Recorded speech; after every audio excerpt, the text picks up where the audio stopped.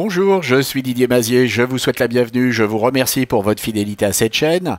4930 et des poussières abonnés nous suivent et c'est formidable et plus on sera nombreux bien entendu, plus la chaîne vivra. Je vous rappelle, pas de publicité, il n'y en a pas, il n'y en aura pas.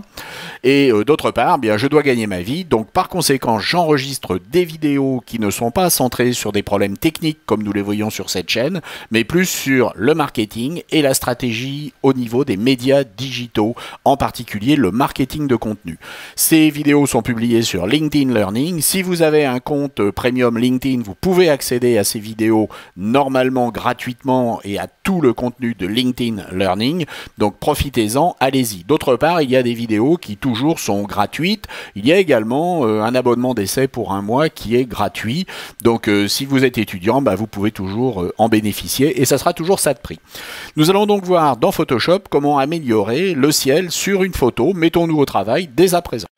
Nous avons ouvert dans Photoshop une photo que nous avons prise avec un magnifique coucher de soleil. Malheureusement, l'appareil photo a bien capté le coucher de soleil, mais au niveau du ciel, on a ici quelque chose qui est un peu terne et qui vire quelque part au gris et non pas au bleu nuit que nous souhaiterions. Nous allons voir comment, sans aucun réglage, pouvoir améliorer rapidement cette situation. Commençons par sélectionner les bleus. Pour sélectionner les bleus, nous allons aller dans les plages de couleurs. Et nous allons maintenant, avec cette pipette, cliquer sur l'image aux endroits que nous voulons sélectionner. Si je clique ici, vous voyez que tout ce qui est autour en blanc a été pris, en noir, ce n'est pas pris. Je peux ici augmenter la tolérance par rapport à l'endroit où je clique, mais je peux également travailler ici en ajoutant d'autres plages de couleurs. Par exemple, je peux ajouter ici, vous voyez, des bleus qui sont dans d'autres plages de couleurs. Alors bien entendu, vous voyez que nous avons sélectionné les bleus et nous n'avons pas sélectionné ici tout ce qui n'était pas bleu. Une fois que vous êtes satisfait de votre sélection, et celle-ci fondamentalement va dépendre de votre photo, vous allez faire OK et vous allez récupérer la sélection avec les petites fourmis qui marchent et vous allez placer cette sélection avec Command J sur Mac et Ctrl J sur PC sur un nouveau calque. Et vous voyez que maintenant elle se trouve sur un nouveau calque. Alors, sur ce nouveau calque, eh bien, nous allons simplement tartiner de la couleur. Alors, j'exagère en disant tartiner parce que, bien entendu, nous allons ici sélectionner un bleu qui pète, mais vous voyez qu'on a une mauvaise chromo et qu'on a quelque chose qui n'est pas ici terrible. Alors, si en plus j'augmente l'opacité, vous voyez qu'on a vraiment la carte postale des années 50. Et c'est pas ce que nous voulons obtenir. Nous allons donc ici, d'une part, réduire l'opacité et d'autre part, jouer sur les modes de fusion de l'effet en allant sur soit incrustation, soit par exemple lumière tamisée.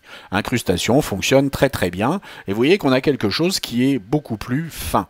On va faire OK et nous avons un effet qui maintenant peut être réglé à tout moment. Pour comprendre la différence, nous allons ajouter ici un masque. Et vous voyez que j'ai à droite ce que j'avais obtenu au départ, et puis j'ai à gauche un ciel qui est beaucoup plus vrai. Et en ce qui concerne le coucher de soleil, il n'y a absolument rien de changé. Je n'ai donc pas altéré mon image, ni sur le coucher de soleil, ni sur la mer, ni sur les autres éléments.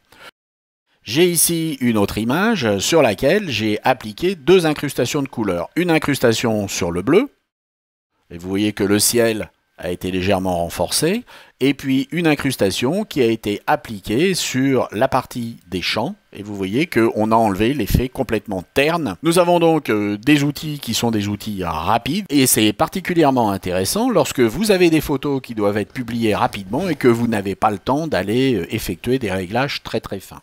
Cette photo, une fois exportée au format JPEG, sera parfaite pour mettre en place, par exemple, sur un site web ou dans un emailing. J'espère que cela vous a intéressé, et puis je vous dis à bientôt. Au revoir.